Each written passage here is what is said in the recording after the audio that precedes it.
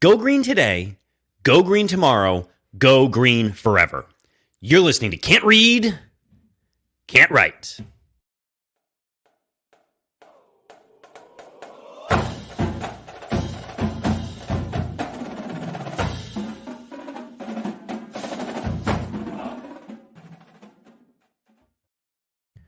Welcome back, everyone, to another episode of Can't Read, Can't Write, the podcast that proves Spartans can talk. I'm Mike Jones, joined, as always, by hotel telemarketer sadness guy, Kevin Greck. And, of course, we're sad that he's not here, but Alex Plum is on assignment in the field, tracking down which player in particular he will blame wholly for this loss to Michigan. Greck, how on earth are you doing, buddy? He's like the Grim Reaper, just going door to door, knocking, blood trail behind him, going through 1855 place, wherever it is that all the football players live these days. He would have started in South Case first, you know that, right? Yes, yeah. You would be Or like, North where Case. are they? Why aren't they here? They're supposed to be here somewhere. Bro, it's nice to wait a day. Not taking shots directly at our co-podcasters out there that have got to get content out right away, but it's nice to wait a day because I think the episode that we're producing right now is vastly different from the one that we would have recorded last night. And I'm appreciative of that because our conversation last night, talk about having a little behind the scenes, like VIP look into things. I think we would have lost all of our listeners last night, or at least fully turned over all of our listeners, lost all the ones that we have, attract a whole new bacon wiry, audience that we could do instead. It would have, it would have, yes, it was dark at times, meandering. If you think there's that we're at 2 hours insufferable, that 2 hour phone call was worse by a lot. But here we are, all the worse by having a traitor in our midst, but we'll get into that. I didn't know if we were going to out that. Unfollow us on social media, everyone. Leave the Instagram account. The social media manager cannot be trusted this week, but we'll touch on that when we get into the real. Couldn't have been trusted last week either. Yeah, we'll cover all of that when we get into the real hate week after we cover this hate week. Well, of course, we want to thank everyone for listening. And if we can ask a small favor, please share the pod with Spartans Your Life. Rate, review, and subscribe wherever you get podcasts. Of course, check us out on YouTube at Spartans_pod. Give the show a like. Give it a comment. Give us a subscribe there. It means a lot. And you can always follow us on Twitter at Spartan_pod. Again, if you are following us at Spartan_pod on Instagram for at least this week, unfollow us.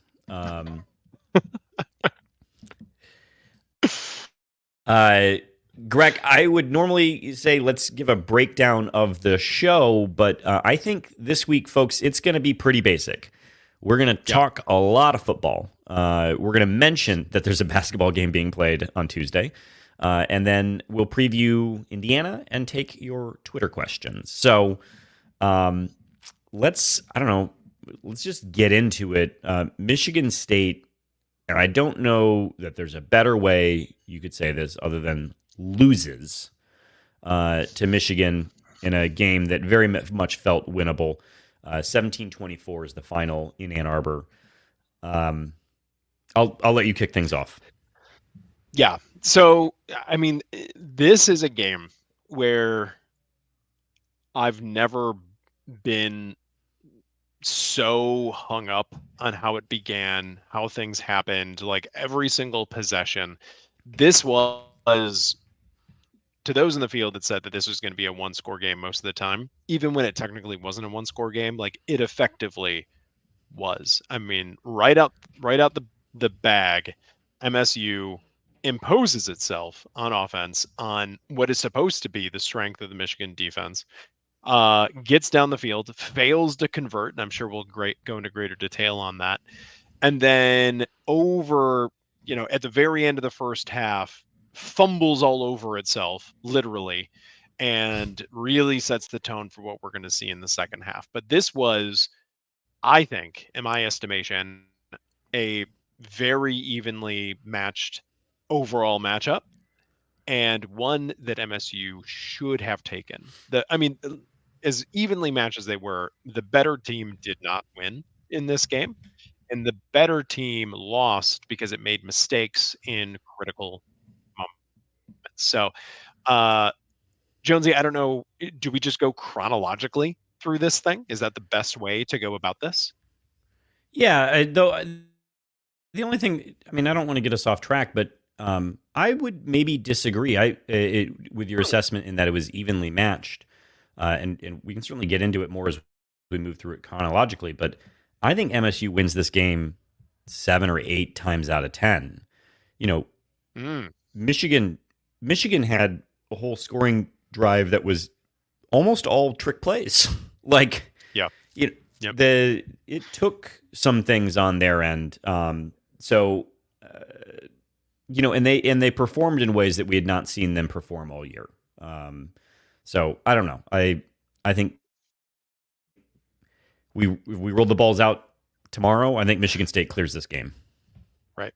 So let's talk about the first two drives and the different version of this game that could have very, very easily happened, I think. Um, the first drive, just MSU offense just imposing its will on what's supposed to be the real teeth of the Michigan defense. So often people will be like, so and so guy's never going to have to buy a beer in East Lansing. Nate Carter deserves that accolade. I fear that he won't get it because unfortunately his heroics were in a losing effort, but Nate Carter's pounding them. And the team does not make mistakes until it gets down to the 2-yard line. It runs the clock all the way down to 0, which was foreshadowing. We saw a lot of that over the course of the game, and then is forced to take a 5-yard penalty, and Jonathan Kim misses that kick. If he hits that kick, and then MSU does on its second drive what it did anyway, and MSU goes up 14-0, those beta boys up in the student section are listening to Mr. Brightside from home in the third quarter. They're not sticking around. That stadium folds. They go away. All the Spartan fans come down to the field, and it is a trouncing. Michigan would not have had it in them to come back No, from a 14-0 deficit under those circumstances. They lucked out into having an Aiden Childs fumble, basically in their territory, that they were able to like turn into a halftime lead. But if it was 14-0 with the defense, the MSU defense imposing its will in the same way that the MSU offense was and forcing 3-and-outs. I mean, when was the first time Michigan got past the 50-yard line? It was like end of the second it quarter, wasn't it? It was yeah, ridiculous. it was that 2-minute drill they ran, and Greg, more to the point, like you talk about the alternate universe of hitting that, getting a touchdown, or even potentially kicking a field goal Yeah. there. The several other decisions that were then made after the fact, that going into the half when Childs coughs up the ball on the pursuit, maybe MSU doesn't even try and score in that situation. Maybe they play Yeah. relatively conservatively. Maybe they do the Then Mark you're not getting D'Antonio, in that like situation. they do the Mark D'Antonio, like, it was 45 seconds. What are we going to do? Like, just kneel Right. this thing out. Like, come on. Uh, What are we doing? you probably don't see, and we will talk about it later, but you probably also don't see the onside kick later Yeah. on. And so, that first coming up empty, particularly not being able to punch it into the end zone, but like coming up empty in total on that, I think the most consequential thing that happened in that game. Because Yeah. you're not wrong. Like if we go 14-0 into the half, that you might be hearing boos from that stadium. Right. That's what I'm saying. And then of course, Warren Davis, he doesn't get in the same rhythm that he ended up getting in. They all tense up, like even more than they were already tensing up at that time. So I just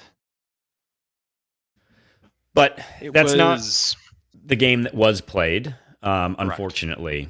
And so there's I think a few things that, I've got a handful of notes here of things that I think, we got to talk about.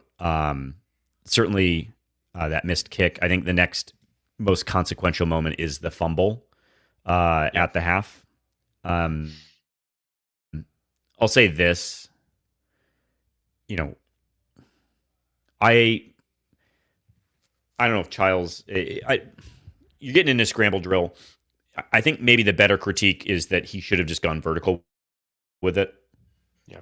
and not tried to extend for a pass. But either way, I've not been particularly light in my criticism of Childs as it relates to turnovers.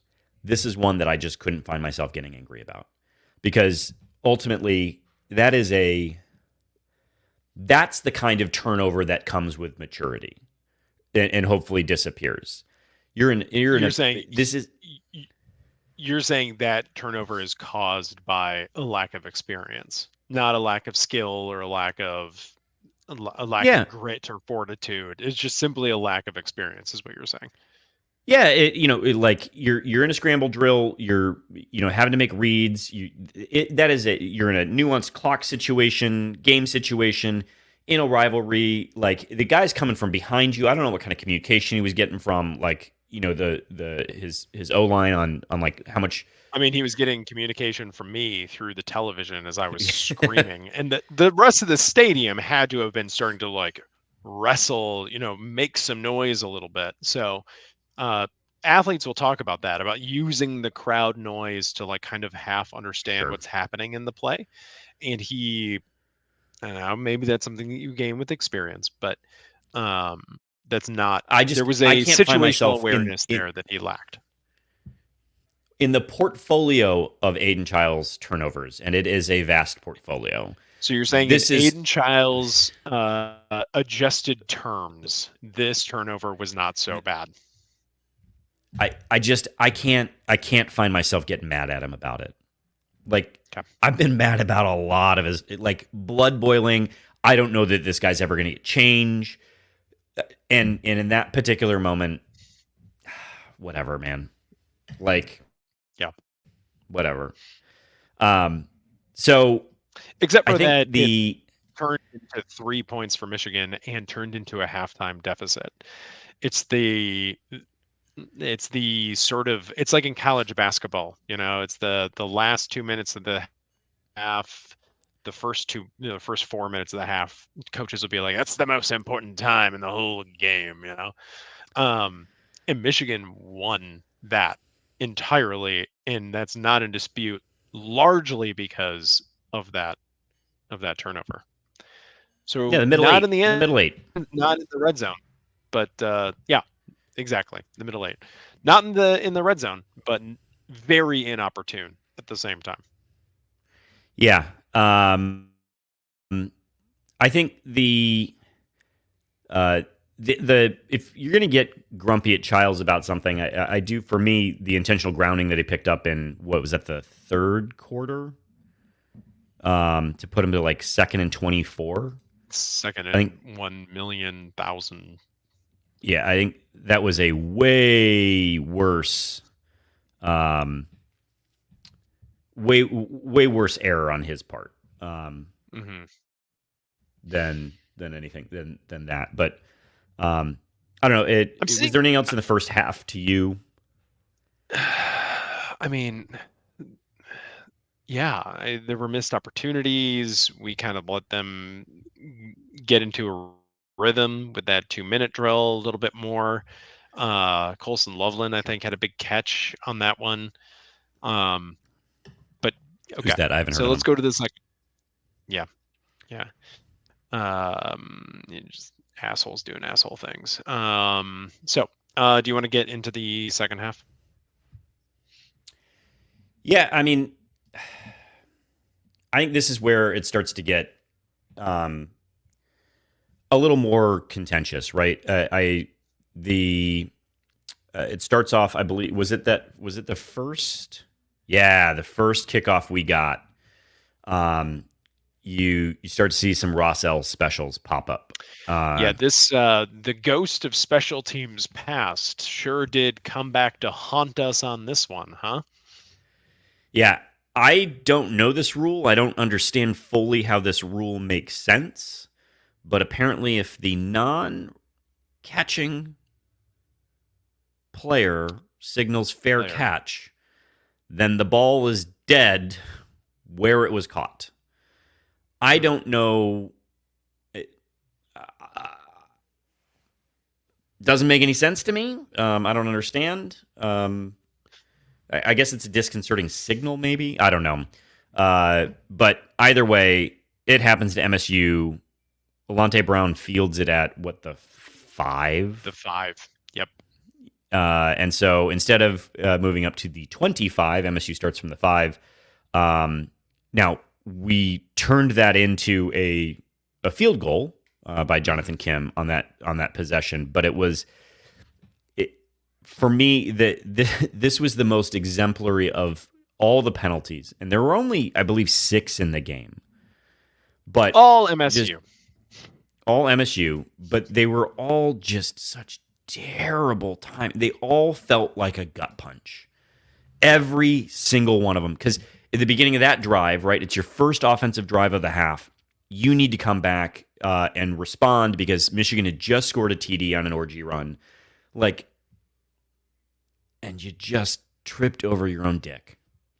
Yep. So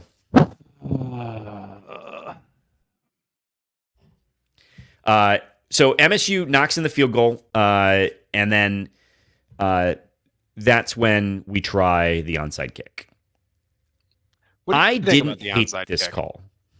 Yeah, I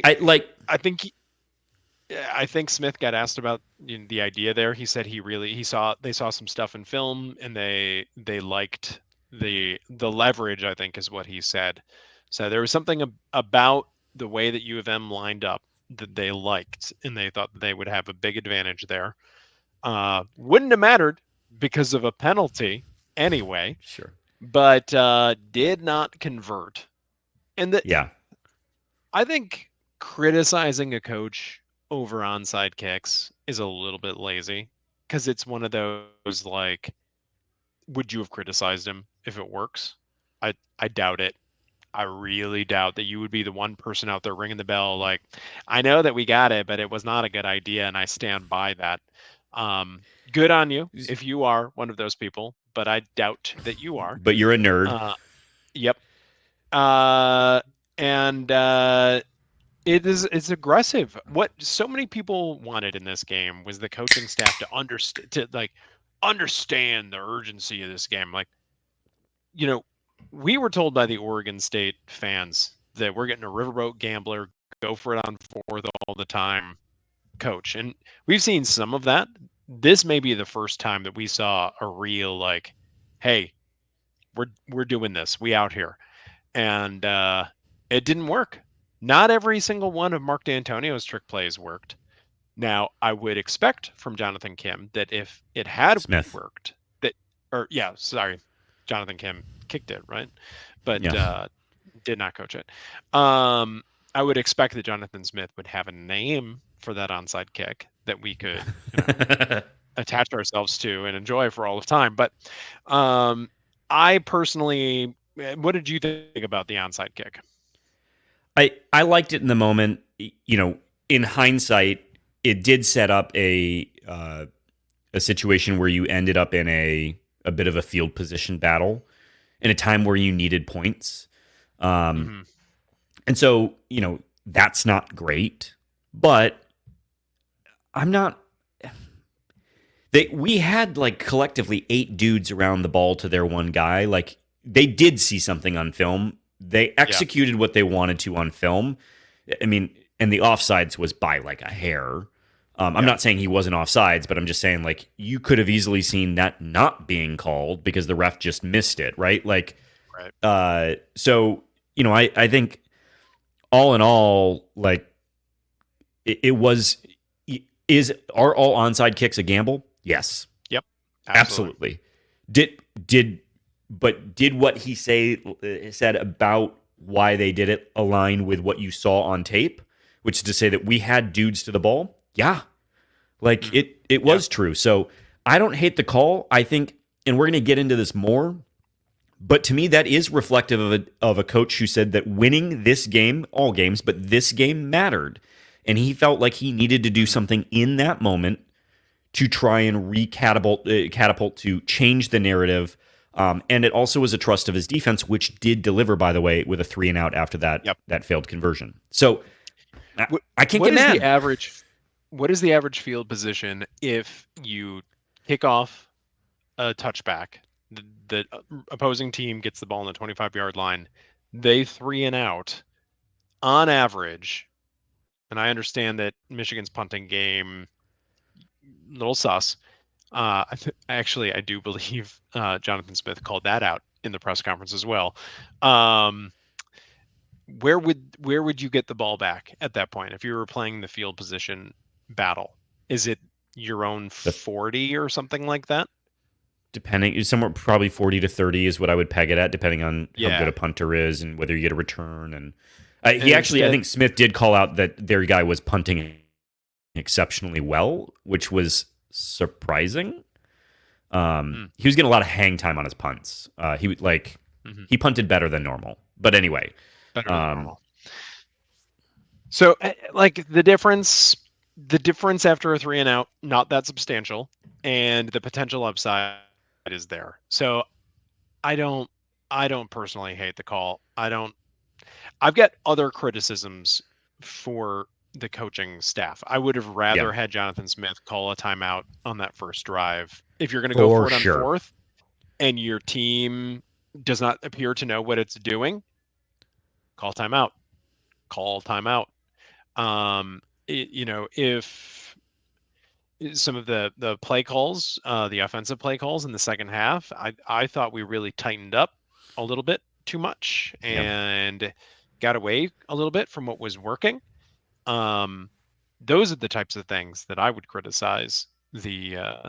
Or our defense not being able to stop Alex Orji when everyone on the planet knows that he's going to be running the ball. Right. Those are the things that I would get more upset about than that call. Well, can we take a second and talk about the offensive play calling? Because I think I got most upset about the offensive play calling, ironically, when it didn't end up mattering. But I thought they needed to pass the ball with some more urgency later in the game when we were trying to come back and tie it. We got down and scored plenty of time, ended up not it just didn't matter in the grand scheme of things. I mean, I guess other than maybe you get one more crack at it if you'd scored quicker. Right. But they delivered on a schedule that allowed them to win the game. But I at least, I think for folks who are curious what's this look like 3 years from now? I think we saw some of what it looks like, and it was fun. Like ultimately, this is a run heavy offense that is going to physically impose itself. But you saw all kinds of crazy motion, window dressing for it to ultimately just be a handoff to the running back that was like nearly power. But it was a lot of fun. Sometimes they ran the end arounds. They weren't always effective. See one to Montoria Foster, but the Montoria Foster dressed a lot of stuff up for it. That was brutal. I really, I watched this game and it was a lot like the Iowa game, but a little more pizzazz. But you see the identity of what Michigan State football is going to look like under Jonathan Smith, and I'm not mad at it. I enjoyed this scheme in the system. It was fun to watch. Yeah, I think at halftime when we chatted, I made the comparison that it was like a Three Stooges bit, where they wind up their fist on one side and they're like the little, and then they jack you with the other hand. That's fun to me. I like those. I like pratfalls. I like physical comedy, and it was effective, which I also enjoy. So that's okay. Jonathan Smith, though, I think at the half said something like, "We're doing too much lateral motion. We're not going down the field enough." So, but they added all of that motion stuff in this week to the offense. So I have to think that he specifically wanted to do those things. But I agree with you. Like I there again, that's what's so frustrating about this game and about the Boston College game is that these were two games that MSU could have and should have won. And because as we go back, as we say time and again, in college football, you can win a lot of games by letting the other team make mistakes and capitalizing off of those. And we made the mistakes, and Michigan didn't. It capitalized off of the one at the end of the half. Right. I wouldn't. I don't know how much you could say it capitalized off the other ones, but that's the tale of the game. It's as simple as that. That's how you lose, even though you're the better team on the field, however evenly matched. Still better, and also outgained them by almost 100 yards on offense. Uh, that's that's how it happens. That's the recipe for losing, and it's killer because they had an opportunity to not just not give them a little one between the ribs, but really twist it on them to go into their house with a brand new head coach the year after they're accustomed to winning a lot. It would have been so much fun to just be like, nah, nah. And they showed you at the end of the game why they deserved for that to happen to them. Uh, uh, Before we get quite to that, I did just want to also, well, I think there's a couple other things to talk about, but I want to stick on Aiden Childs for a second because there were moments that we did actually also see maturing from him. So, Mm-hmm. like, let's be clear. Michigan State played a really, to your point, they outgained Michigan by nearly 100 yards. At some points in the game, it was like Michigan had no offense. Right. But Aiden Childs, played a sound game, 17 for 23, 189 yards. I got some questions about, or we got some questions about the passing game. I don't know if anyone was watching in pass protection, but Michigan was doing a pretty good job of flushing him out of the pocket relatively quickly. Yeah. Like he did not have a ton of time to throw the ball, and so that's probably why you didn't see too many downfield shots. Like that Yeah, stuff takes time. they were in the backfield. Like we said before that Nate Carter was running it straight into the teeth of the strength of the Michigan defense. I mean, there were blue shirts in the backfield nearly immediately on every snap.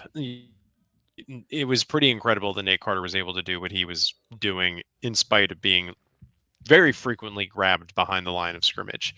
So I get why we didn't pass the ball so much. And I saw a lot on Twitter about like, where were the deep balls? We've been having success all year on the deep balls. It's like those plays take a minute to develop. And you have an Yeah, inexperienced quarterback who has a propensity to throw picks. I'm not that surprised that we didn't do a ton of deep passing. I I bet with better protection, it probably would have been effective, but the protection was what it was. And yes, the protection was, the gaps were getting filled and they were beating their guys occasionally, but Aiden Childs was getting flushed, as you said, out of the pocket a number of times. And I think more deep balls would have resulted in at least one interception. So yeah. Oh yeah. that's At that's times, my it didn't take. even feel like there was a pocket forming. It almost felt like the whole line was just like a I don't know, like like Space Invaders. Like it was all just kind of coming down on you. There you go. Just like line by line, just like that. I did that with my hands for the people on YouTube. You get to see people on the podcast, they got the sound effects. People on YouTube, they got the visual. So anyway. And the sound effects. Yeah, the sound effects. So I don't know, man. MSU, 189 yards through the air, 193 yards. I'm sorry, technically 163 yards on the ground. Nate Carter, I don't know that we can say enough about his performance in this game, which is to say that I don't want to belabor it because it'd be short shrift of what we could say, but played hands down his best game ever as a Spartan, and made some incredible plays. Did fantastic out of the backfield, catching the ball. That actually was what I was going to mention about Childs and sort of watching the maturation process. There was a moment in the fourth quarter, I think it was, or maybe it was the third quarter, where no, it must have been the fourth. Childs could have ran the ball, but instead opted to take a short little dump off to Carter, who ended up taking it for a pretty good chunk of yardage. But like, amazing play, by the way. It was one of those moments of, hey, I don't need to be the hero. Like, I'm going to put it in the ball in the hands of the dude who's had secure hands, great vision all night long, right? Like, I'm going to take the safe pass here. And to me, that was, that's maturity, right? Like, that's in that moment, he didn't need 12 yards out of Carter. He just needed another play. He got 12 or whatever yards out of Carter, but like, that was a real heads up play by Childs. This, I think, for me, what makes me angriest about this game is there's actually so much to love out of this game. And not only did we lose it, but we lost it to that piece of shit school. Like, it sucks. We've talked at length about special teams, deservedly so. We've talked at length about the offense. We also need to chat about the defense a little bit. As I said before, every person on the planet knows what's going to happen when Alex Orji has the ball. And yet he won the game, and also very heads up play when he got that first down to just dive. It's the kind of stuff that sometimes I worry that our guys don't always do. So I got to give him credit there. But like, I know that it's a man advantage, blah, blah, blah, blah, blah, when you have a running quarterback, hat on a hat, football, blah. But at the same time, you know what he's going to do. There's no doubt what is going to happen. So how he goes out there and he averages 10 yards per carry is irksome. And Smith seemed perplexed about it in the postgame. Was asked specifically about it, and he's like, yeah, we figured exactly that was going to happen. We drilled it all week. We knew that was going to happen. Mm-hmm. The guys did well in practice. He's like, we're going to have to look at it because we didn't do good. Like, and for their other quarterback, Davis Warren, he threw like 15 picks to start the year. He attempts several passes in this one. How many passes did he attempt? 19. And somehow, not one of them was dangerous. Spencer, not one. And that's because Malik Spencer seems to get beat on every single. And like, maybe he's selling out. Maybe it's scheme. Maybe it's X and O stuff that I don't understand. But like, I think both Michigan touchdowns were kind of Malik Spencer's fault, if I'm not mistaken. So. Yeah, I mean, I think I don't know. The other one, Ed Woods, was involved in the handoff. I don't know who. I don't know who blew the coverage on that one. Whatever. There was clearly a miscommunication on who was supposed to take who. But if you told me that the safeties, which Malik Spencer is, were overly aggressive in this game, and that resulted in some bad things happening, I would still say that it was well, it was only 11 more attempts, but U of M was about as sure of a lock to run the ball effectively as any team coming into it. Their pass game was so bad, I guess is my point, right?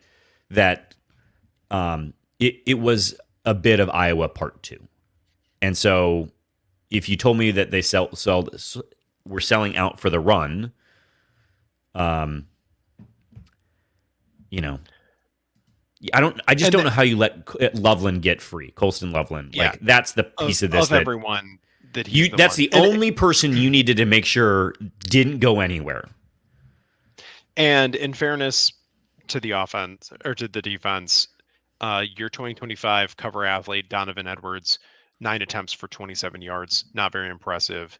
Mullins did more stomping after the game than he did during. So like 1.4 yards per carry. Yep, 1.4 yards. He stomped more than 1.4 yards after the game. So did keep them in check, although Donovan Edwards is the least impressive NCAA cover athlete of all time, and I think that is not in dispute. It was Orji. Orji did it for them. It's their quarterbacks. Their quarterbacks, which was supposed to be a huge weakness going into this game. Being called Wolverines at all was a weakness, as we covered last week. And then their quarterbacks, as you may have learned through other media, were a huge weakness. But their quarterbacks won them the game, basically. Yeah. And that is, look, for most, if you hold a team to 265 yards, Kevin, you would generally speaking feel pretty good about your odds of winning the game. And I did feel pretty good about my odds of winning the game. Vibes were good even when things looked a little dire. But I mean, again, it goes back to particularly Warren and Orji not making mistakes and executing when they needed to. Yeah, so I guess you wanted to talk about the defense, and it's like, well, so let's square that circle then. You held Michigan to 265 yards. That's pretty good. Like, in fact, I would say they outscored their scoreboard output is better than their yardage output. Oh, for sure. Right? Like, yeah. Like that 265 yards is like a 17-point output. Right? I mean, like, think about it. If we're 100 yards is a touchdown, right? Like, you give or take, that's like a touchdown and a half, 17-point output. Mm-hmm. The fact that they outscored that is impressive in and of itself, but like even 24 points in modern college football is not an insurmountable number of points. I think I don't mean to take it away from the defense and go back to the offense again, but the red zone thing has got to get cleaned up. That's a good point. Like, we can't it's not just dumb fucking penalty here, or like, I mean, some of it's that, some of it's coughing the ball up in the red zone. But you know what? There's usually like a play or two before all of that happened where you didn't score. And I don't know what that is. Why I think we've had, I don't know, over 30 red zone trips thus far this season. And stop. Don't do this to me. Don't say it. What is it? I think we have they had the graphic up. Maybe it was 40. We're batting a low percentage on scoring in the red zone, period. But it's like, of the scores that we have, it's 50-50 on field goal versus touchdown. Brutal. It's bad. Like, it's bad that you're there and not coming away with points, particularly when we have a kicker that is.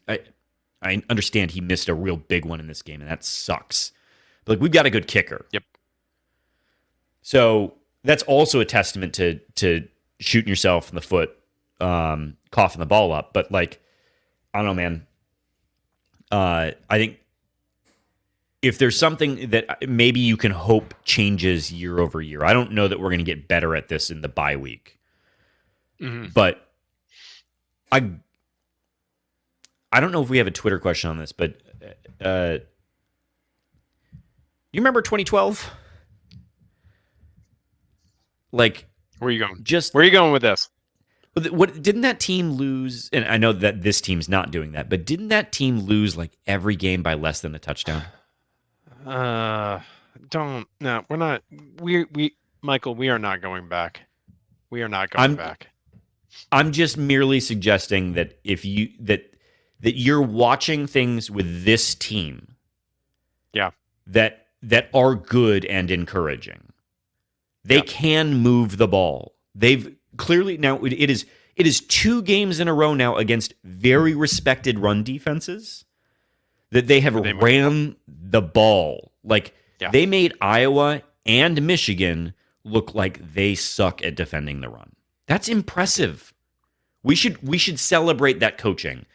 So I don't know, but the red zone thing, like it's the defense. I don't know how angry I can get at them when they held them to 265 yards and 24 points, and we just couldn't score. We did give them some yards on with the penalties, and one of those, can we be really sore losers for a moment, was the targeting call on Jordan Turner, which is 15 yards that they desperately needed, and it's your captain on defense leaving the game, which is impactful, right? Mm-hmm. What it we talked about this at length last night, but truly, if the goal of the rule is to remove head-to-head contact of that nature from the game, then you have to be able to penalize offensive players for initiating that contact. It can't just be defensive players are the only ones that pay the price for that kind of contact in a football game. That cannot be acceptable. So Jordan Turner going and making a football play to tackle an opposing player, and then to have that player dip their head at the last second, which causes crown of the helmet contact to the other player. No, it wasn't even that. Jordan Turner, in fairness in this particular case, Jordan Turner didn't hit the offensive player in the head. He just lowered his head to tackle and hit him with the top of his helmet. That's all. Right. Like, it wasn't even head-to-head contact. But to your point, because I've been a defender of the rule about this is about form, right? Like, this is about we're trying to coach out via disincentive a form of tackling because it's unsafe. Okay. Well, if the idea is that hitting someone with the top of your helmet is unsafe, then that's unsafe if a QB sneak does it. It's unsafe, certainly, when a running back does it. Like, are defensive players the only ones we're protecting here? Like, I'm confused. Yeah. Like, what are we doing? So, I think that was the softest targeting I've ever seen. But also, like, if we're going to do this, then do it. And also, can we start grading this stuff? Because I don't know, like, if you want to say that we want to disincentivize that, okay, he lowered his head, but you know what he didn't do? He didn't hit the other dude in the head. No. Why are we ejecting him for that? Like, if you want to give him a 15-yard penalty, I'm not going to complain, as, again, I do think this is about player safety. Like, it's not a bad rule. People who say it's a bad rule, I think you're wrong on that. This is important stuff. But, like, he didn't come viciously at the other guy. There wasn't anything over-aggressive about it. Like, he didn't put the other player in an unsafe position. He only did that to himself. I get it. You throw the flag. I don't know why he's missing the rest of this game and the Indiana game. And the first half of the most important game of the year, the True Hate Week, begins. Anything else you want to cover on this before we go forks down? Are we covering the scrum at the end of the game?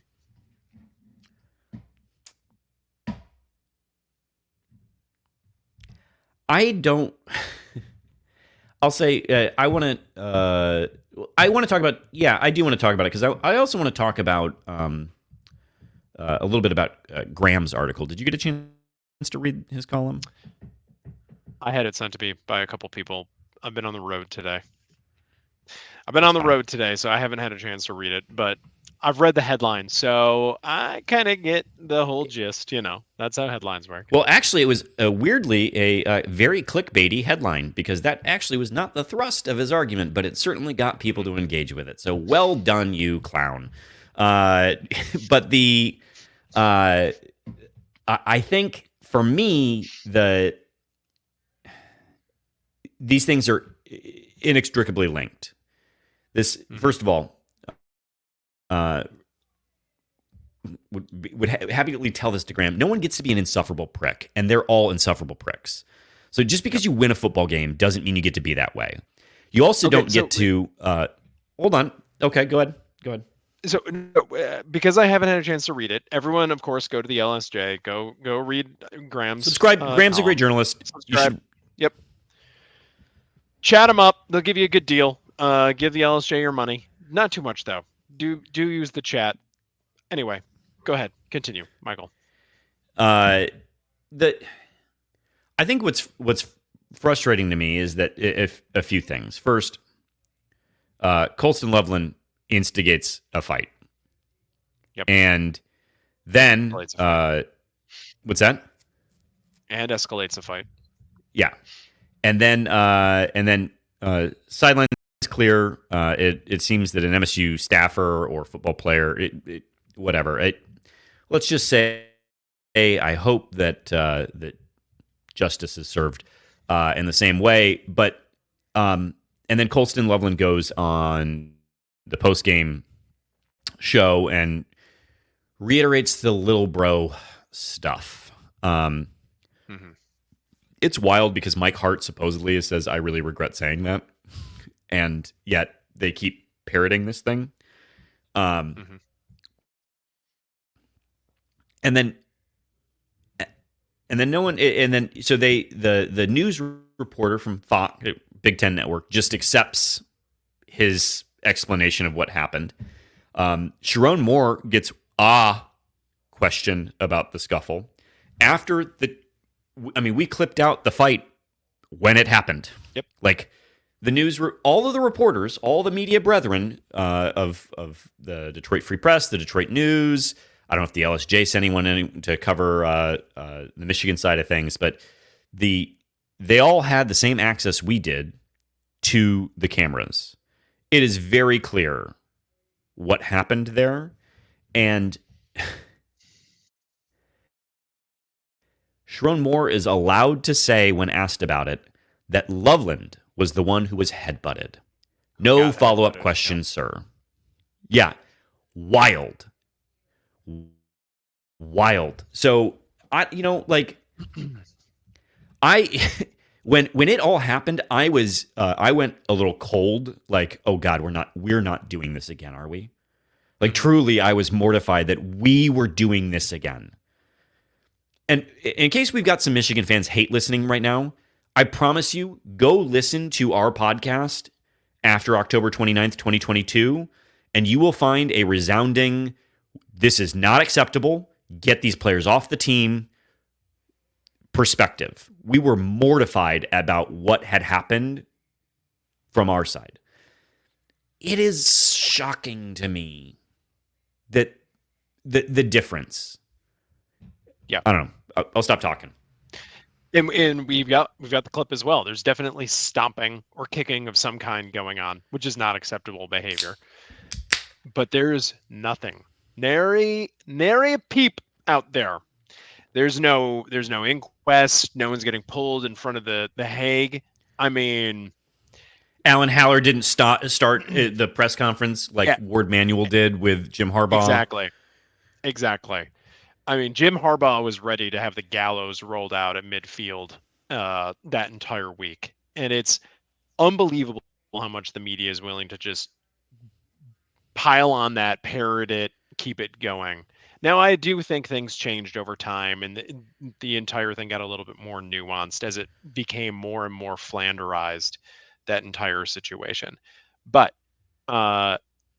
there is the media narrative right now is that this was a mutual, like a little scuffle, something out there.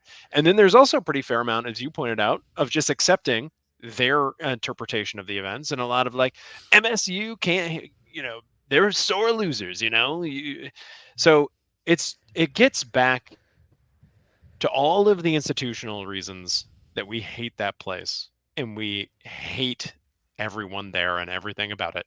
Every single one of them, every single one, no exception. But it also gets back to the, like, there are external systems that perpetuate this stuff. That is the blue wall that allow it to happen and perpetuate it. And to a certain degree, we allow it too. Maybe Alan Haller's pissed off out there. Maybe he's huffing and puffing and really upset. We have no information about who is at the bottom of that scrum. There's reports now that it was a staffer, maybe it was a player. If it was the other way around, you would know. There would be pictures of them in full body casts. Like, there would be Ward Manuel would have made his first appearance in front of the media again. The Big Ten would have made a statement about this. I don't believe the Big Ten's made a statement yet about this. Nope. There's definitely no investigations. I don't know why we let it happen. Maybe that's part of the problem. And I think that's what pissed me off about the Graham column to a degree is that, like, you've cited all of these things, and that stuff though is all. I don't want to speak for you, but like, isn't it a bit also? I don't want to call it a microcosm, but we'll go with that. It's all reflective of the experiences that we have out in the real world as it relates to how these people treat and interact with us, right? That we don't need to examine Michigan critically because they're better, right? And so it's the way they get talked about, the way they get examined as if they're superior or above reproach is the same way that their alums interact with the world. I am above reproach. How dare you inquire about what I might think, because I am indeed smarter and better than you. And you will just probably take a my lower T-score, but events. We've chosen Mr. Brightside as our. We've taken so many different things from other schools, and Mr. Brightside is our jump around. It's literally a song about how upset we are that another dude is with our girl. This is the basis of the fun that we have at our institution. It's also like such a stupid normie killer song. Like, just do better. Yeah. Have some creativity in all of this. It's awful. Oh, they're such a loathsome group. There's nothing redeeming about them. The polio vaccine was like 80 years ago. They do that? I believe so. Or at least it was announced there, I think, at the auditorium. But just getting back to it, like, their exact behavior, you just take everything that happened and you switch the jerseys in the coverage and the media narrative, and everyone talking about whatever it is would be entirely different. And we see this time and time and time again. Yeah, the ink, there was a national ink shortage on October 29th, 2022 for what was spilled that evening. And to your point, I think I saw a Free Press article that said both coaches trying to downplay scuffle at end of game. Yeah. Cool. I guess that means you don't need to do your job then. Like, yep. What? I guess there's just allowed to be a scrum of U of M players stomping on someone, and it's not relevant who those U of M players were or who was being stomped on. Even though it was called out during the broadcast. So someone's down there when they don't need to be. Like, what is that? I don't blame the play-by. We didn't even get into Jake Butt. Jake Butt Anyway. for Butt. And Jake Butt represented how puckered up that entire fan base must have been in the fourth quarter when he said all of the pressure in the world is on the University of Michigan. It was like, you mean you're feeling for your team all the pressure in the world? That's what that means. That place must have been just like tight right there at that fourth down. Lack of conversion ultimately, but it's just, we see this time and time and time again about how the University of Michigan can do all of these things, whether it's the report about the hockey program, whether it's what went on with Ward Manuel's wife's car, whether it's like the list goes on and on and on and on. I mean, the fact that Schembechler Hall is still named Schembechler when he had a book called Bo Knows. Like, come on, man. It's ridiculous what they're allowed to get away with. And anyway, it can't be a surprise to anyone listening to this or watching this. Yeah, and I'm assuming that whomever was down there is not seriously injured. I'm sure we would have heard about that. Right. But I will note, so too was everyone fine after the tunnel scuffle, despite what Harbaugh indicated, where someone was needed to be medevaced. He said he didn't actually, but like everyone was fine. So, you know, I assume whomever was down there is also fine. But it was kind of a I'm annoyed that we're talking about it because I think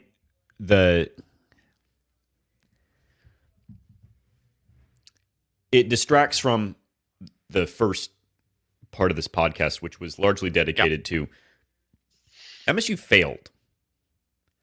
Like, I go back to, I think there's a lot to be really happy and encouraged about, but MSU ultimately failed. Mm-hmm. And that's partly on the coaches, partly on the players. But it was a shitty loss, and then it to be compounded by at the end another scuffle.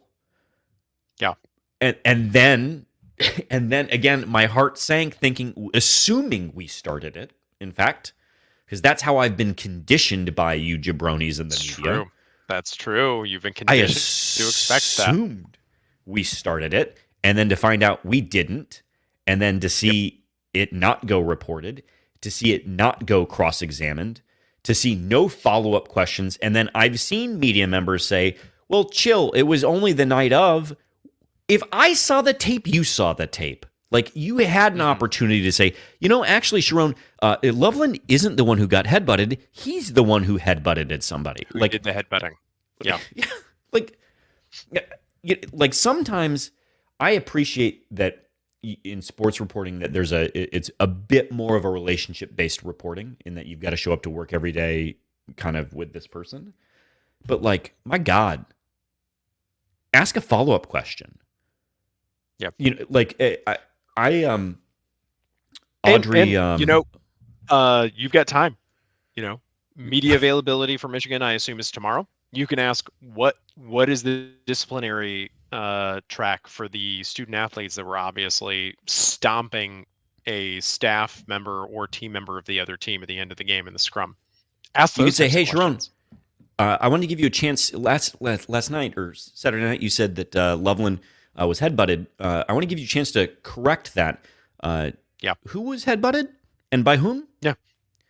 Like, you know. And what are the disciplinary actions that are happening? You said that this does not represent Michigan football or something. I'm paraphrasing on this. What are you doing to correct that then? What's the plan?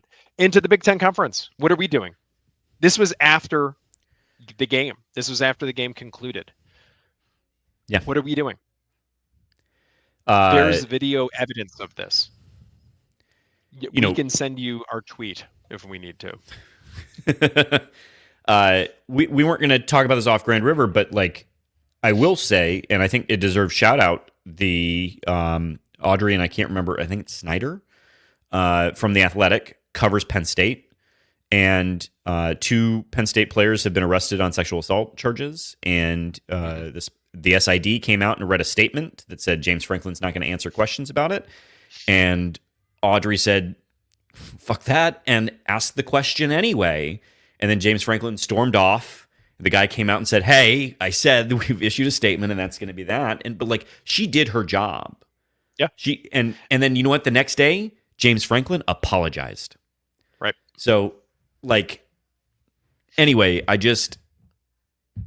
would beg for a smidge of that level of integrity from literally anybody who had a press credential that allowed them to be in the room with Sharon Moore.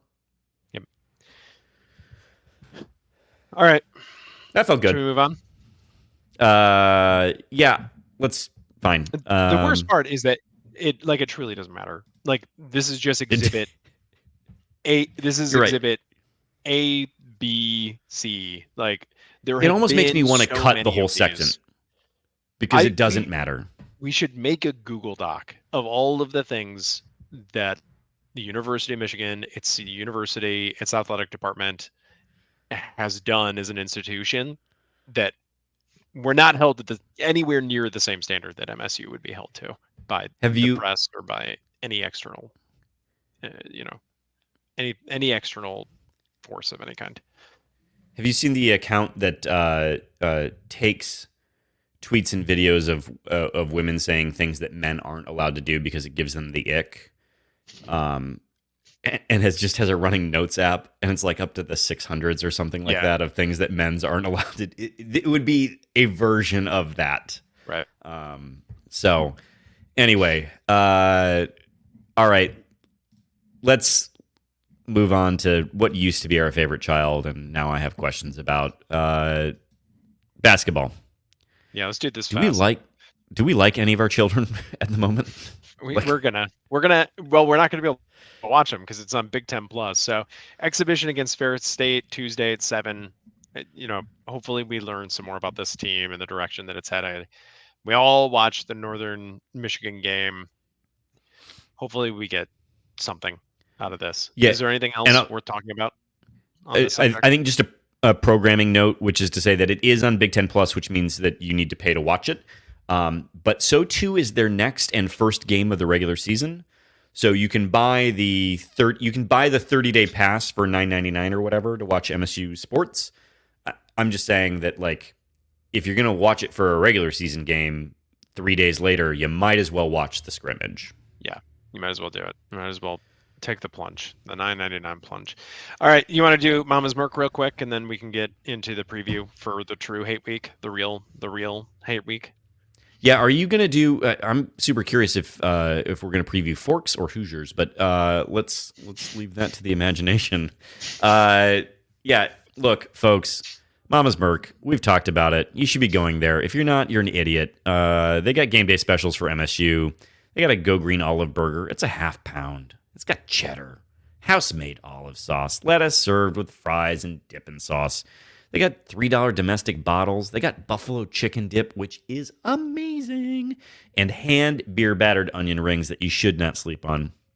They got the games on MSU game days with volume, and that's important because I was realizing, Kevin, I was like, man, I didn't hear that Sheehan shout out from Noah Eagle when we played the Hawkeyes, and it's because I was in a bar that didn't have sound. Exactly.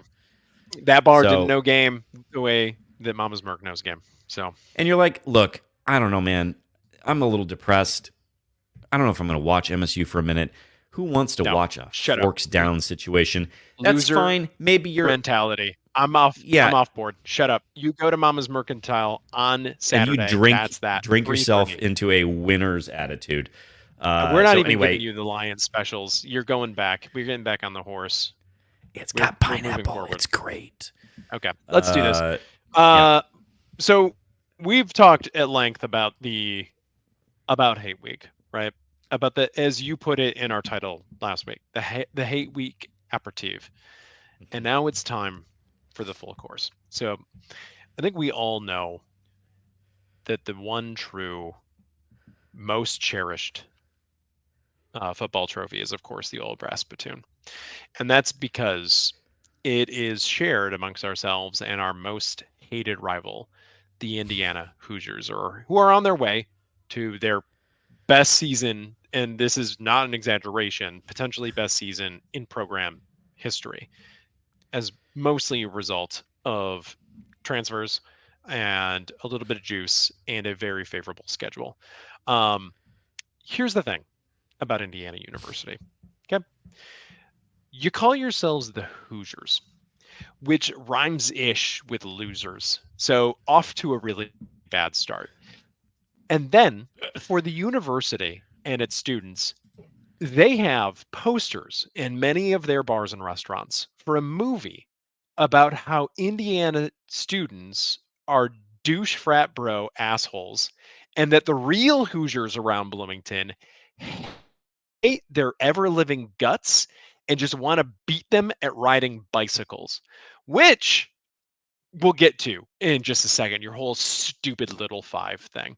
So you put posters on your walls about a movie where regular people who are actually Hoosiers hate you so much, and I guess you can't be bothered to watch that film or understand it in any way.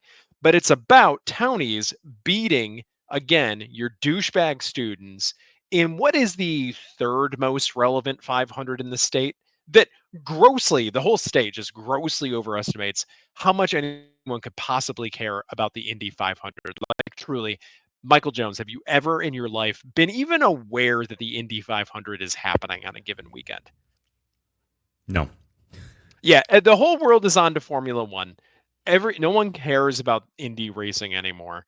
Um, Purdue does this whole 500 thing better than you. They call it the Grand Prix. They don't even put the number in the title, and they managed to do it better than you with go karts, which are the lamest thing, but still appear to be more fun than your stupid bicycle race, which is broadcast usually on like Mark Cuban's streaming channel. Just talk about the ick. Anyway, Bloomington itself claims to be the institution for Indiana, but it is essentially in Kentucky, by the way. And the road to get there from Indianapolis was barely even paved until like the last 2 or 3 years, and travels, and you can check me on this, right through the heart of KKK country. So it's like it it's like it's all of a sudden I'm gonna make a decision about which do I want to go re-poke that bear even after my listening session. It's like if there was only one road to East Lansing and it was only 96. There were no other routes. Um, so it's a terrible place full of stupid people that love riding bicycles, even though no one could ever possibly care about that. I hope the sprickets eat you alive, you pieces of human garbage. Forks down today, forks down to get tomorrow, forks down forever. The old brass spittoon is staying in East Lansing this weekend. Coming to East Lansing. Yeah, and then staying. Yeah. All right.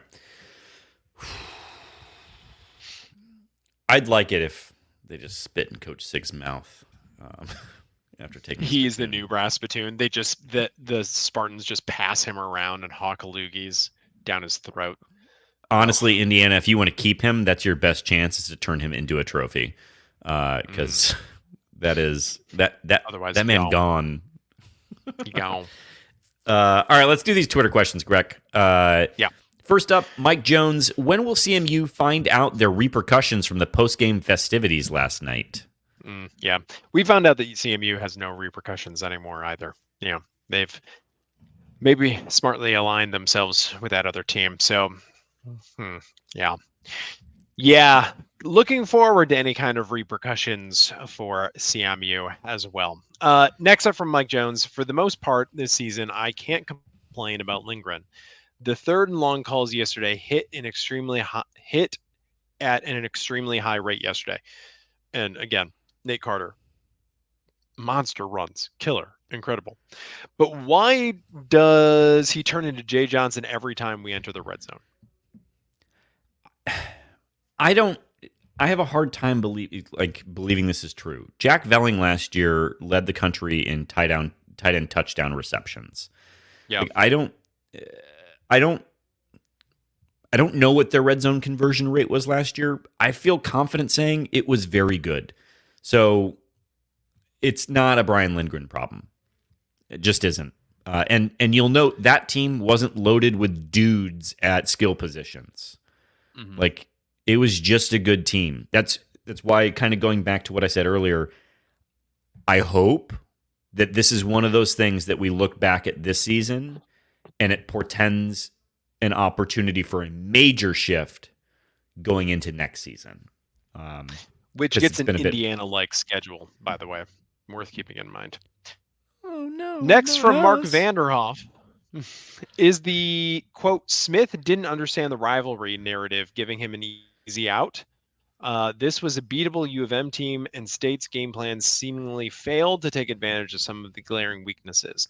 That failure has me more worried long term. Greg, I'm also going to read this next one because I think we can lump them together. And so the next one's from Cedar Village Bagel saying, other than the onside kick, were there any moments during the build-up, actual game, or post-game where you felt like Jonathan Smith fully understood the rivalry? He won't become D'Antonio overnight, but I wanted a little more fire, I suppose. So here's my take, and let me know what you think, Greg. They teed up a game plan that involved running the ball down the throats of U of M, executed on that game plan, which if they had won the game doing that, which they very well, as we've discussed, could have and probably should have, the way everyone would be looking back at this would have been like, oh, they beat them in the most U of M way possible.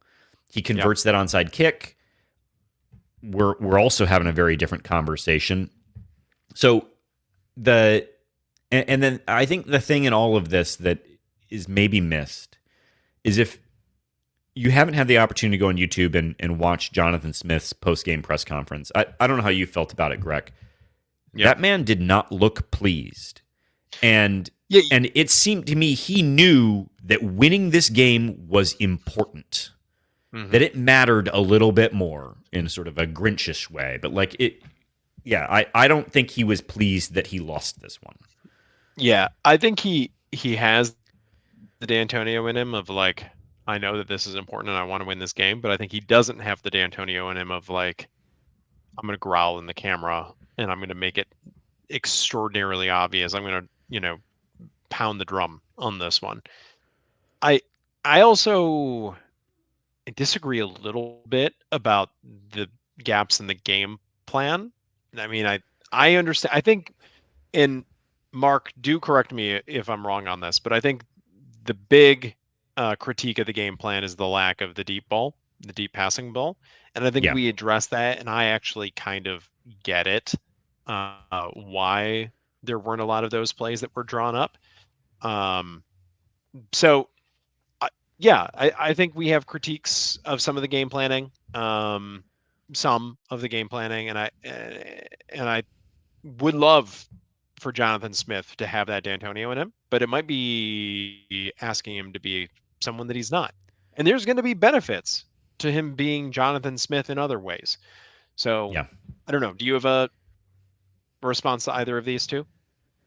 I think that's right, and I don't think he's going to be D'Antonio in that way, but I do think D'Antonio lost his first one. Let's not all forget that. Yep. And the fact of the matter is that I really do. You can be the D'Antonio without having to say the words, and I do think the game plan that they drew up would have been a very D'Antonio-esque way to beat down on Michigan, and they were actually pretty capable of it. It just didn't come to fruition, but like, I don't know, man. I'm so angry about this game because there was so much of this game that I really liked. So, Spartan 18770 has two questions. The first one is, why didn't they throw a pass longer than 15 yards? I think we kind of discussed that. The other one is, I think, a great question, one that we haven't really touched on enough. We talked about coverage, but Spartan 18770 asks, where's our pass rush been for the past 4 weeks? That's fair. I mean, the Yeah. reason that Davis Warren was able to complete 13 of 19 passes and throw no interceptions is because he tended to have some time back in the pocket. So I I think it's a great point from Spartan 18770. Yeah, I do. So Iowa's an interesting one that I'd have to think a little bit more about. I know where it's gone as it relates to Oregon and Ohio State, just based upon the way that they execute. I mean, Oregon literally has a dude in the broadcasters had him stand next to them, but who has a stopwatch and all he does is time how long it takes for Dylan Gabriel to get the ball out of his hand. And like the rule is that it's supposed to be like on average like 2.5 seconds. Like it's super. Yeah. It's on it. The point is that you're defeating a pass rush by getting rid of the ball, right? I think Ohio State, with the way Will Howard is capable of passing the ball, largely has to operate in the same way. So Iowa, fair question. I'd have to think about that a little bit more. They have a fairly talented offensive line, and then with Michigan, I'd have to think I don't disagree with the assessment. I'm just saying I don't know that we can fully say where's it been the last 4 weeks, but you're not wrong that it seemingly has kind of disappeared a bit at the same time. Yeah, the Iowa offensive line is just piles of corn, if I remember correctly. And if you've ever walked through corn, it's like quicksand. It's hard to get to trudge through. So that can really deter a pass rush. And I think too when you're playing against two teams, Michigan and Iowa, that are so run heavy, like I got to imagine that affects the way you rush the ball, right? Because you're trying to contain in a different way than you would be just getting after the quarterback. So I don't know, but like I think Indiana's a good team to keep an eye on as it relates to is it back? That feels like a nice comp. Anyway, next up, Munfield Keg. Greg, why does it seem like now Michigan players think they are entitled to talk crap directly to MSU players and they just have to sit there and take it? I'm okay with talking smack after the games and interviews and etc. Also, I hate that we always take the bait. But what do you expect? Yeah, I'm with you. I don't subscribe to this whole, he deserves to be a jerk because he's won the last 3. Like, it gets back to the entire conversation that we just had about how different set of rules seem to apply to them than apply to our team. And I would like for that to change. Next up from Thomas Zambiasi, not happy with the result, but does the staff have the juice to turn disappointment into rivalry motivation for the next few years, a la D'Antonio after 2007? I think they do. I think they do absolutely have the juice. What do you think? Yeah, I would agree. And I think going back to the Smith post game, you could talk about the way they prepped for this game. The way he talked about the way they prepped for this game, you could tell because he made a point of like all games are important, but like you could tell he knew the assignment here. And so, but I don't know that he's going to turn the Colton Loveland or Colston or whatever the fuck his dumb name is. Have a real name. What is a Colston? It sounds like a beer. But anyway, I don't think that quote's going to live on the locker room walls or anything like that. Because I also, in fairness, as much as the game means to me and as much as I want to beat them, the thing that Graham said that was right in his piece is that to get this program to where we want it to be, this is just a game on the way to a championship. Like, and I should call out Graham's editor for the headline, but as he said across like 15 pieces of media in the last week, this rivalry is pretty even over the last 20 years, 10 years. So it's not like to go back to what Munfield Keg said, they haven't exactly earned it on the field. Like, yeah, last year was really lopsided. We've had lopsided wins as well. It's about the perception of the programs. It's about this pass that they get for everything. Next up And Graham also from rightly pointed out Thomas. that Forks Down is the game that actually matters. You Correct. beat Yes. an ascendant Indiana team. That matters. That's why it's the real hate week. You get to spit. You get to spit in their brass spittoon. That's the one true hate week. Final question from Thomas. Do I need to get a new Lucky MSU shirt for the rest of the season? Leaning towards my 2000 national title shirt. Let's give it a shot, Thomas. Let's give it a shot. Maybe that juju will carry over to the basketball team. Next up from Beth. I knew we were in trouble when I heard Jonathan Smith say he might be watching the Dodgers game, the Dodgers World Series game, during the game. Get serious, coach. There's no room for talk like that during hate week. Who's going to tell him? Yeah, that wasn't great, but no, that wasn't great. Don't like that. Didn't like it. I don't care where you're from. You're from East Lansing now. It's the type of thing that I give you a pass a lot of the time, but it is not a savvy move this week in particular. Or this week with the true hate week.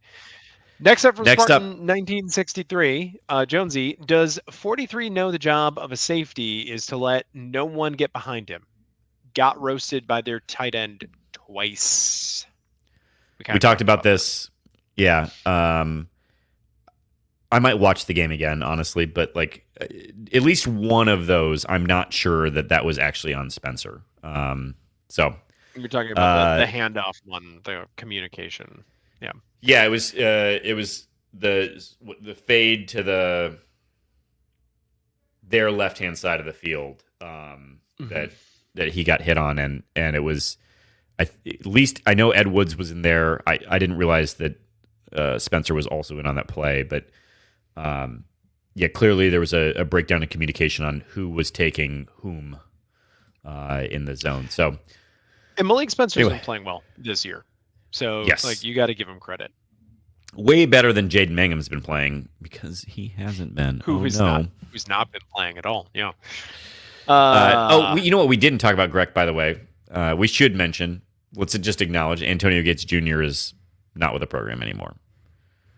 So happy trails. Yep. Like father, like son.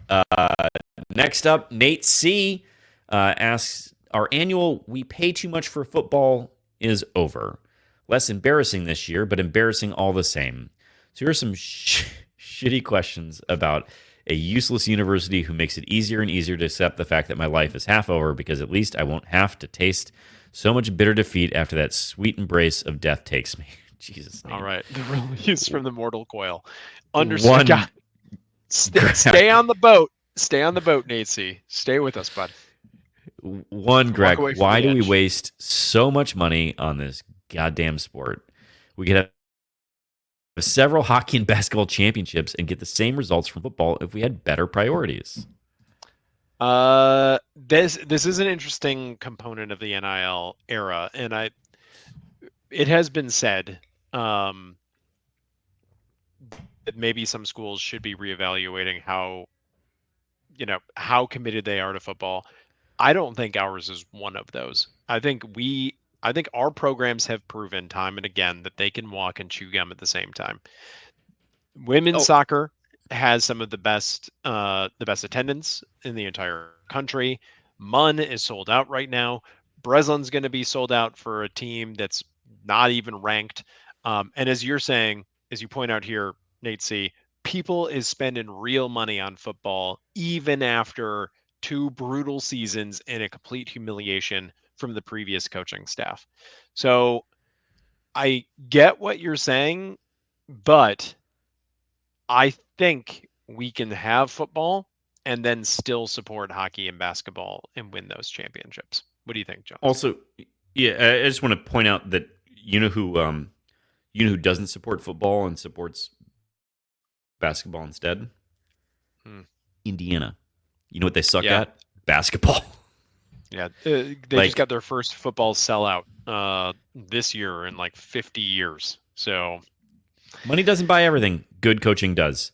Next up from Nate C. Grech, hockey got a sweep this weekend, but we can't enjoy it because our football team is a bunch of overpaid losers.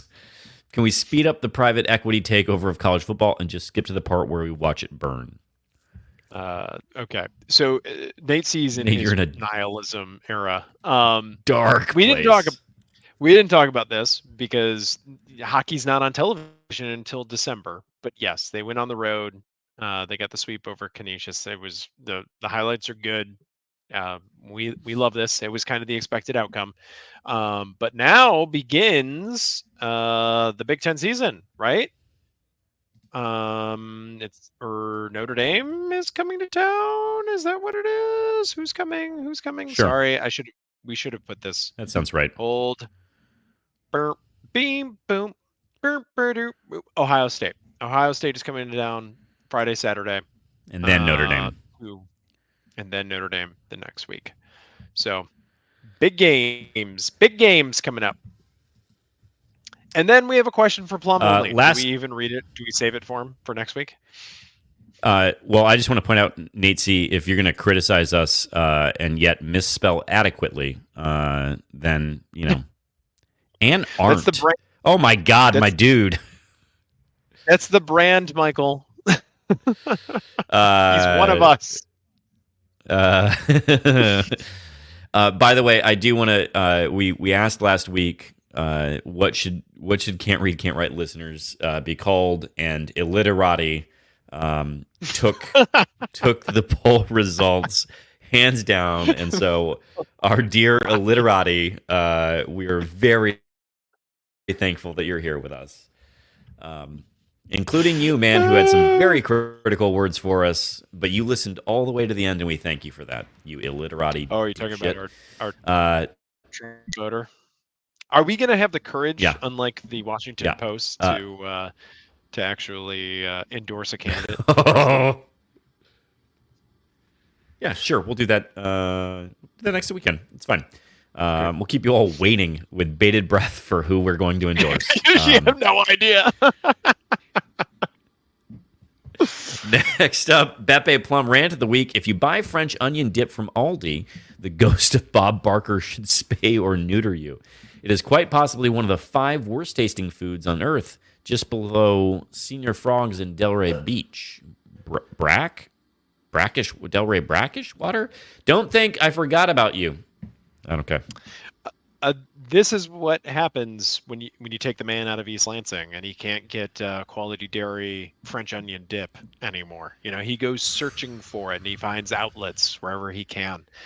Do you not have an Aldi there? Oh no, we've got an Aldi, but the French onion dip is like a known thing to Lansingites. I obviously wouldn't know because I'm not spending money on dip, but people talk about that. But particularly a dip of that color. Correct. I'm a nog guy. I do the quality dairy nog. We nog. I have so many questions. We'll get to it later. Next up, Beppe Plum. Owls have 14 cervical vertebrae. Mammals have around 7. This allows owls to pivot their heads 270 degrees. Also, 14 minus 7 times 270 equals 1876. In 1876, Frederick Horst was sentenced to life in prison. Could have saved us the grief if they withheld the conjugal visits. Oh, and F the weasels. Now you know. Beppe, now we do know. Beppe, you're back with that one, my friend. You're back with that. That one was a ride, but that one was good. All right. Paid off. Next, paid off. Next up, Mamopoli. One, were any of you attending a wedding last night during the game? No, I can't imagine anyone foolish enough to schedule a wedding that night. 2, one of Graham Couch's post-game articles says Loveland has earned the right to be insufferable. So how did you not endure the little bro doing little bro things statement? Not endure is in quotes, and so is little bro doing little bro things. Mamopoli, if I don't understand what you're asking here. Do you understand this question? I get the gist of it. She's just bringing this up and I think we covered it. But again, I dispute the editorial headline at the Lansing No, State Graham Journal. wrote that. He's clearly not edited. And Graham, that was the most clickbaity thing you've ever done. You might as well have said why Colston Loveland has earned the right to call you Lil Bro. 5 reasons. Michigan State fans hate this. Finally, from the one and only, the Mr. Neurotic Pants. Would I be endorsing violence to say Loveless has a punchable face, a punchable soul, and in fact, a punchable family line? I can only pray that some player hits him so hard on the field that his ancestors feel it. And if you see a rat dragging away a youth con, you'll know roughly how I feel about that little shit. Well said. Cheers. We should have a creative writing next year. Someone put a pin in this. We should have a creative writing bit for previews, like sort of a why your team is terrible thing, and we'll accept submissions. And Brought to you by them. the Illiterati. Yeah, brought to you by the Illiterati. That's right. 2, Gretch, we are about to see this rivalry revert to pre-D'Antonio days? Question mark. Are we about ready to see it? Yep. I'll say that this game being so close and Michigan being so characteristically smug has me seething again. But I feel like it might be a minute until MSU dominates again. Maybe not dominates, but I expected to win, and we should have won. And as you pointed out, would win 6 or 7 times out of 10, at least. Also, so look, here's the deal. You never know how things are going to go in the transfer portal, but yeah, they don't have a quarterback. Let's be clear. Davis Warren is a walk-on quarterback, and he's their starter. They have some highly touted freshman, which means he must be so bad that he cannot surpass the 3 people who have not been able to secure the job. He hasn't even gotten playing time yet. So that doesn't bode well. Their O-line is fine. Their running backs are fine. And I don't know why anyone would ever want to play wide receiver there because they don't throw the ball. So, I don't know that they're in a good position to be good again. And we're a clear ascendant program, I think. Yeah. That's my evaluation of things. This, at the beginning of the year, we talked about how we should beat Michigan, but it was in a, yes, we should beat Michigan terms. In the preview last week and during the game, I expected to beat them, and it didn't end up happening. It didn't, for the reasons that we discussed earlier. But I don't expect that to change. I expect to beat them next year. I think this is something we would have normally talked about post-season, but I'll say it now. We're far enough into the season that I think we can comfortably say that they brought in a lot of transfers, but not all of them were from Oregon State. They brought in a fair number of transfers from random schools. And all of them who have been on the more mature side, because they also did a good job of sort of restocking the cupboard for growth. So we'll see where they pan out at. But everyone they brought in that you would expect to contribute has been a Big Ten capable player. Even ones they brought in from FCS level, Luke Newman at offensive guard has been perfectly serviceable to good on the line. Dudes from Old Dominion coming up have been great. They did a good job at talent evaluation. And so as they get this thing rolling, it does give me confidence that as they go get dudes out of the portal, they're not taking weird swings in the way that Tucker did. I don't know if you've got that feeling too, but agree. And to go to the other side, you're talking, Mr. Neurotic Pants, about the smugness. So to you and to all of the Michigan fans out there hate listening or enjoying this, I will just remind you how puckered up you all must have been feeling at the end of that game on 4th and 5. And we were told by Jake Butt how he was feeling it, about how the University of Michigan was under all the pressure in the world, because that was his experience at the time. So they know, and there's the smugness and there's the there's the revisionist history of like, oh, we won. It was never in doubt. It was 100% in doubt. MSU could have very easily won this game and should have. And I expect that to continue. And finally, for Mr. Attic Pants, Jonesy, do you think when peaked, Tom Izzo tries to make play calls for MSU football, does Smith have to tell him, don't coach my team? Look at his body language and facial expressions and tell me Izzo isn't in coach mode.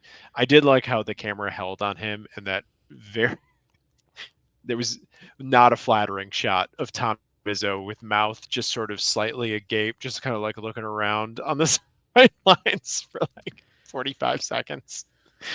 So what do you think? Don't coach my team. I also, they caught him in conversation with somebody at one point in time, and I was like, dear God, I don't need candid camera Tom Izzo. Like, I just don't know what this man is going to do. But look, I think Tom Izzo, can we all admit, has the ego and hubris that he would love the opportunity to coach the football team. Like he would take Don't you remember that on? MSU's foremost media talent reporting back in the day that Tom Izzo was strongly considering taking over the football team? Oh, I do remember. But we hadn't had a Hondo reference in several episodes. It was time to bring it back. It's unfortunate. It's not time to bring him back, but yes. But anyway, look, I don't. I think Tom knows that. I think Tom's waiting for everyone to say, "Tom, do it," and that call is never coming. But like, I think in Tom's mind, he thinks it might someday. But so I don't think Smith. I mean, he tells the story all the time about how he and Mariucci wanted to coach football, and one of them did it. Did he? Did he do it well? Yeah. I mean, he did it. He did it. Someone paid him money to do it. That is true. That's right. Anyway, Greg, I'm gonna end the show as we began it. Just Greg, go green today. Go green tomorrow. Go green forever. Go white and forks down, Michael Jones.